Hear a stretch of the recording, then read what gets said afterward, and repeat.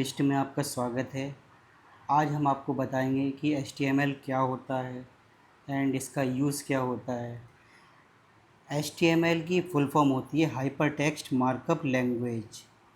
ये एक तरह की मार्कअप लैंग्वेज है और इसका यूज़ करके हम वेब पेजेस क्रिएट करते हैं।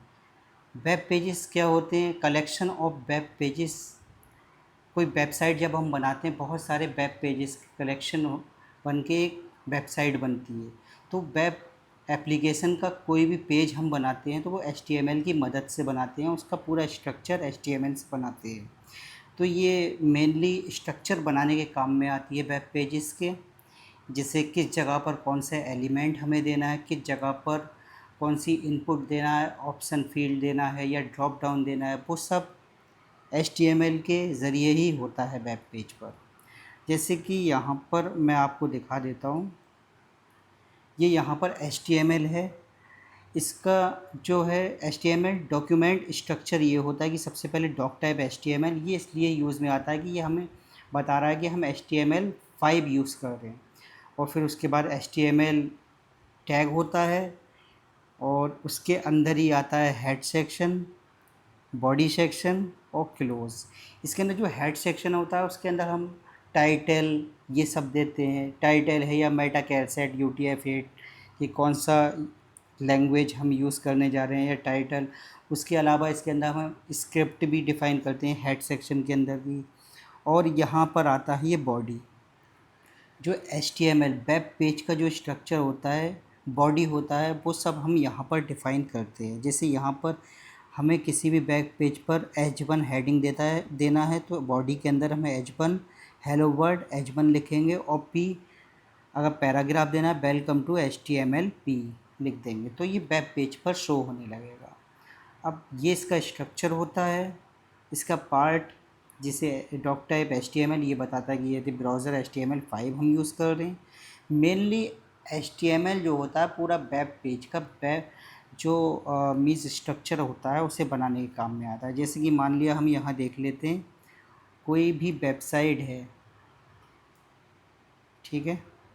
मान लिया हम कोई भी रिएक्ट JS की कोई वेबसाइट ले लें या फिर Airbnb ले लेते हैं। तो यहाँ पर ये इसका वेबसाइट है।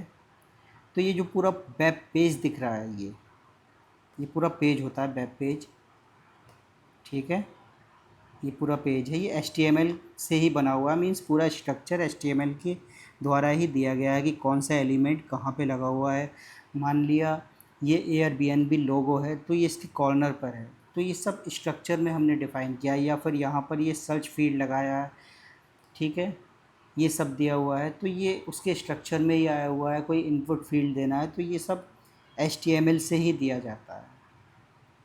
ये यहाँ पर ये हमने ड्रॉप डाउन दिया हुआ है तो ये सब HTML का ही दिया हुआ है, जो कि एक स्ट्रक्चर देता है वेब एप्लीकेशन से स्ट्रक्चर को। मीन्स वेब एप्लीकेशन है कोई, उसके पेजेस को एक स्ट्रक्चर देता है।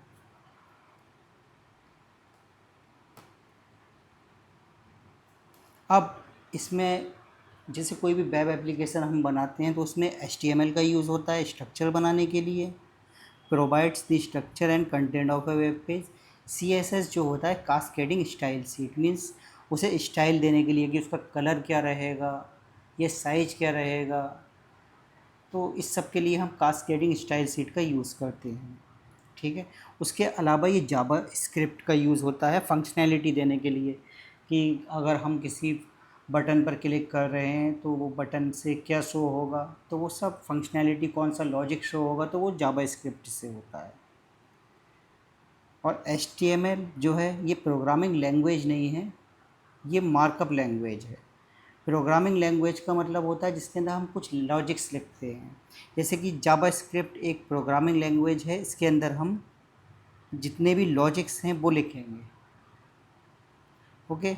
तो यहाँ पर मैं आपको यही सब बताना चाहूँगा। इसके आगे के लेक्चर में आपको HTML का डिटेल में समझाया जाएगा कि किस तरीके से हम वेब पेज क्रिएट करते हैं, उसके अंदर किस तरीके से एलिमेंट लगाते हैं, फॉर्म किस तरीके से बनाते हैं, उस सब के बारे में आपको बताया जाएगा। तो आप जुड़े रहिए, सब्सक्राइब कीजिए एंड कमेंट कीजिए अगर कोई प्रॉब्लम आ रही है आपको। So thank you.